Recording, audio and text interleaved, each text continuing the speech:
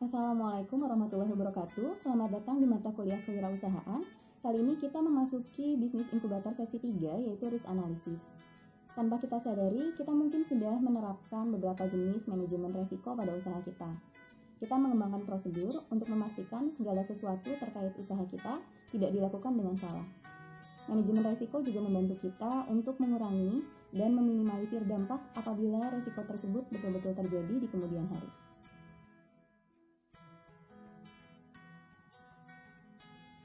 Di dalam membuat risk analysis, tentu saja kita perlu melakukan identifikasi resiko. Langkah yang pertama adalah pecahkan gambaran besarnya. Fokuskan pada hal apa yang jelas bisa salah dari industri dan juga usaha yang Anda masuki. Resiko itu ada bermacam-macam, ada resiko kompetitif, ada resiko finansial, resiko operasional, keselamatan, teknologi, hukum, dan lain sebagainya. Nah, coba gali kemungkinan resiko-resiko yang bisa terjadi pada semua aspek ini. Kemudian tanyakanlah kepada diri sendiri pertanyaan-pertanyaan yang bisa mengungkap kelemahan dari usaha kita. Misalnya dari sisi produksi, apakah di dalam melakukan produksi dari keseluruhan proses produksi sudah dilakukan dengan baik dan dengan standar mutu? Lalu Anda juga bisa tanyakan apakah karyawan ataupun orang-orang yang terlibat pada usaha Anda sudah memiliki kemampuan dan kapabilitas yang mencukupi. Kemudian Anda juga bisa tanyakan bagaimana dampak usaha Anda apabila kehilangan pelanggan terbesarnya. Lalu apabila terjadi kecelakaan kerja, siapa yang bertanggung jawab atas hal ini? Dan apakah Anda bisa mengatasinya atau menanganinya? Pertanyaan-pertanyaan seperti ini yang mungkin sebelumnya tidak Anda pertimbangkan, jika Anda tidak bisa menemukan jawabannya, berarti itu merupakan resiko yang tentu saja perlu dikelola dengan baik. Tentu saja ketika menjalankan usaha, kita harus bersikap optimis. Tapi ketika kita sedang mengidentifikasi resiko, kita harus memposisikan diri bersikap pesimis. Sehingga di sini Anda akan bisa menganalisa kira-kira kemungkinan buruk apa saja yang mungkin terjadi dari usaha Anda. Hari di mana semuanya berjalan salah. Ini akan sangat membantu kita di dalam mengidentifikasi resiko-resiko pada usaha Anda. Jadi, Anda harus menghindari sikap terlalu percaya diri dan menganggap bahwa resiko tersebut tidak akan bisa terjadi atau tidak akan pernah terjadi.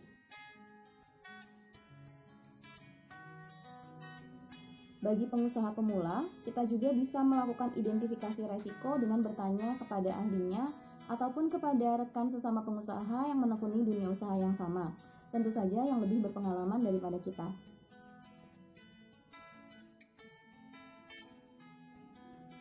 Untuk membantu kita mengidentifikasi resiko usaha, kita bisa melakukan penelitian eksternal. Biasanya, pada setiap industri memiliki tren unik ataupun kejadian umum tersendiri. Kita bisa memperhatikan dari pesaing, baik yang masih ada pada industri yang sejenis dengan kita, maupun yang sudah keluar dari industri karena tidak dapat bersaing. Nah, kira-kira resiko apa saja yang menimpa mereka sehingga mereka tidak dapat bertahan dan tidak dapat survive pada jenis usaha ini.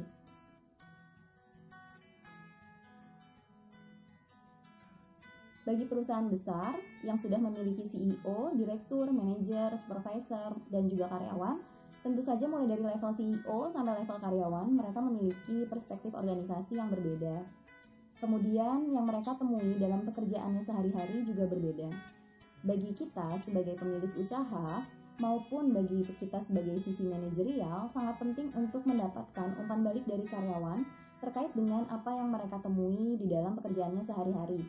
Dari situ mungkin Anda bisa mendapatkan kira-kira resiko apa sih yang ternyata ada yang tidak Anda pertimbangkan sebelumnya karena memang Anda tidak terlibat dan tidak berkecimpung langsung setiap harinya dalam aktivitas usaha Anda.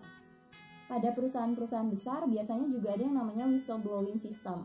Whistleblowing system itu merupakan pelaporan insiden tanpa nama. Artinya setiap karyawan itu bisa untuk memberikan masukan atau melaporkan kejadian-kejadian yang mereka temui di dalam pekerjaannya tanpa identitas mereka atau anonim, karena biasanya di sini karyawan itu seringkali takut di dalam memberikan feedback kepada pihak manajerial maupun kepada pihak perusahaan karena menyangkut dengan orang-orang yang ternyata tidak melakukan pekerjaan mereka secara jujur dan bertanggung jawab.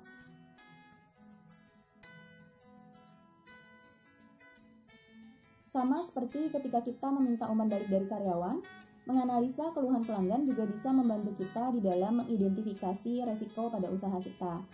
Apa yang biasanya paling sering dikeluhkan oleh pelanggan? Apabila beberapa pelanggan atau banyak pelanggan yang mengeluhkan terkait dengan proses yang sama, kemungkinan besar ada resiko yang terkait. Ada banyak strategi bisnis dan juga teknologi yang memudahkan kita di dalam mengidentifikasi resiko. Seperti misalnya bisa dengan bermain peran, kemudian diagram alur, pemetaan resiko, analisis SWOT, dan lain sebagainya.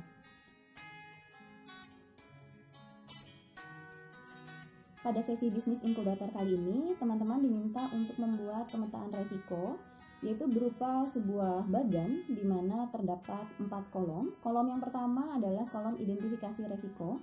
Jadi teman-teman mengidentifikasi kemungkinan resiko yang mungkin timbul dari usaha yang teman-teman pilih.